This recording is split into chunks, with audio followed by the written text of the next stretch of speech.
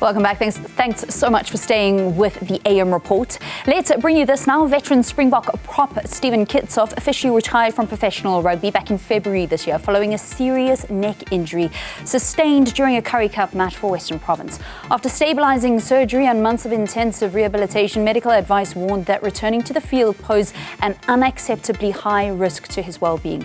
The 33-year-old left the game as a two-time Rugby World Cup champion, as Stormers and Springbok stalwart and an iconic figure both on and off of the field. He joins us now to speak about life beyond the game. A very good morning to you, Stephen. Thanks so much for chatting to the AM report. You described that injury as being just 2 millimeters away from death. Looking back at that now, what was going through your mind when you heard that? Yeah, good morning. Thinking back to it now, it's like I feel quite lucky just to be able to still walk around, be active, still be able to train.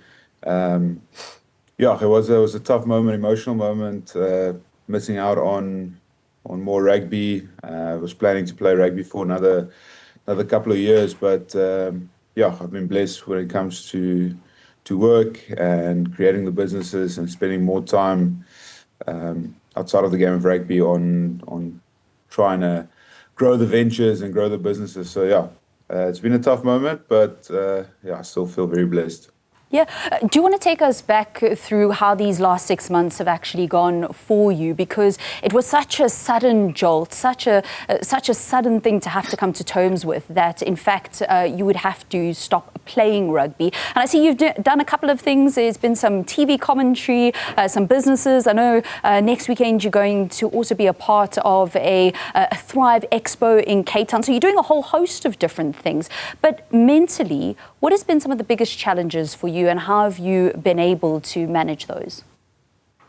Yeah, it's been a complete change in what I was used to for the last 14, 15 years. I mean, one of the biggest things I'm struggling with currently is just figuring out my schedule, because in rugby was a bit of a fairy tale when it came to the way that you lived.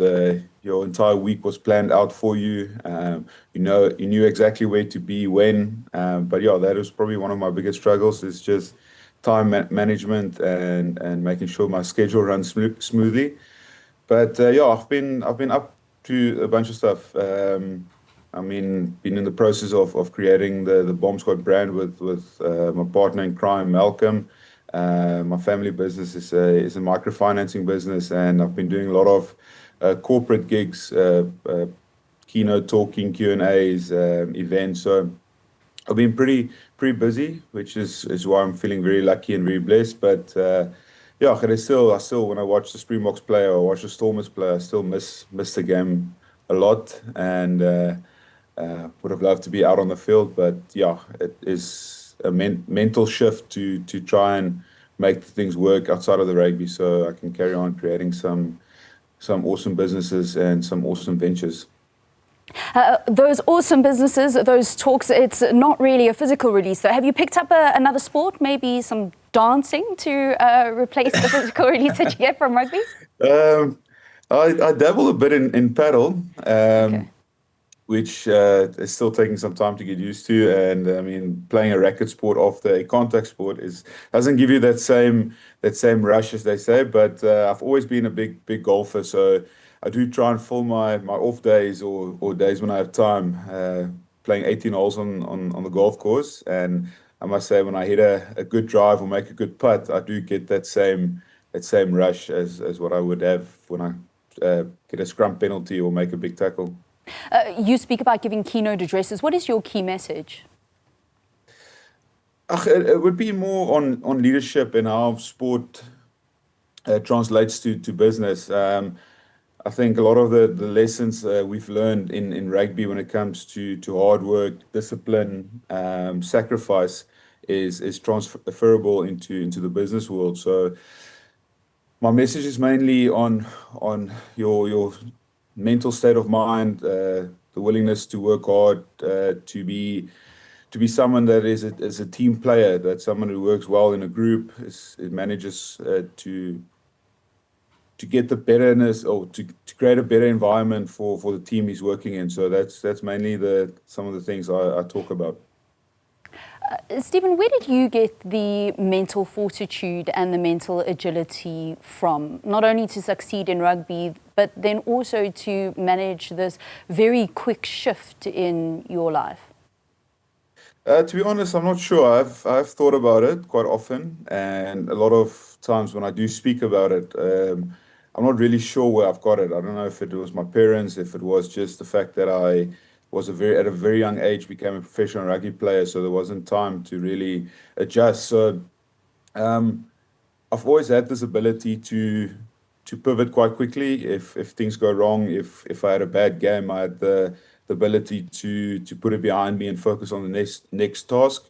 But I think it does come with the fact that rugby was so important to me, and I always wanted to be better each weekend. There wasn't a moment where I thought or where I lingered too much on something that happened in the past. So I think when it comes to my mental strength, yes, I still struggle with a lot of things, but for me, something in the past can't really be changed. It's how you learn from it, how you review it, how you preview the next opportunity and go forward from there. It's something that you want to, or for me personally, it was something I never wanted to struggle by thinking too much of a bad game or a bad moment, and always try and focus on the positive and see how I can fix it as quickly as possible and be better off for it.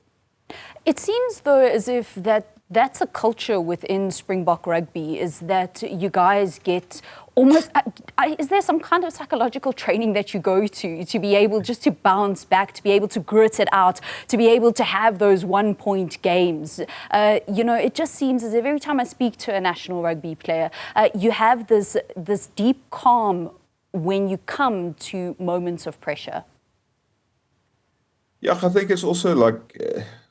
almost like practice makes perfect. I think when you're in a Springbok environment, or you're in a high pressure professional rugby environment, there's a lot of moments where you feel pressure, where you have to handle pressure, where you have to find solutions quickly. And I think it becomes something that us as players have to cope with on a regular basis. And if you can't cope with it, then you normally get shifted out. So yeah, I think handling pressure moments and handling tough moments is something that's embedded into you, and the top guys all have the ability to have that next job mentality when it comes to rugby. Is when you make a mistake, when you lose the ball, when you concede a penalty, those are all things that happen naturally in a game. But if you dwell on it too much, you lose focus on what's important. And it's something we've been talking about often. It's words that says and triggers that's used in a game for us to move from a bad moment to a positive, or to go from a great moment and to not linger on it and create another great moment. So it is embedded. It's talked a lot about, and if you don't have it, you don't really make it at the top level. Oh, and the team are going to have to be leaning quite heavily on that for the next test match. It was, before the Rugby Championship even started, it was said to be the deciding match. After the first two rounds of the competition, this Eden Park test match on the 6th of September has become even that much more important. Having spoken to some of your former teammates, I know that they've landed in Auckland, they are getting ready, but what is the kind of mentality at the moment within the team, especially what happened with the Australian team here at home? Yeah, I think the boys would be a bit disappointed in the performances. Just rethinking of the 2024 season, how the guys played. I think there's a bunch of new faces in the team, which would disrupt the consistency of performances, would disrupt the combinations. But I would think the boys, especially in this off week, would have gone back and found solutions for the things they made mistakes. I think they would have had a deep dive into their defensive structures. Missing 30 tackles against Australia is never great for a Springbok team who prides themselves on defense. So I think they'll definitely have a deep look at at the mistakes they've made, and find solutions quickly. And yeah, I think there will be a lot of excitement building into this game. I think Rassie will really ramp the guys up, because for us, and just for me, thinking back on the times we did beat New Zealand, there was always some sort of freedom in playing the game and not worrying about playing this giant of world rugby. It's more like having an opportunity, being lucky enough to be one of the selected 23 to play for South Africa against New Zealand, and then building that excitement within. So almost giving the guys a bit of freedom in saying, listen, you go and express yourself, because you are playing against the best. So don't play in your shells. Don't worry about the mistakes you made against Australia, but actually go out, express.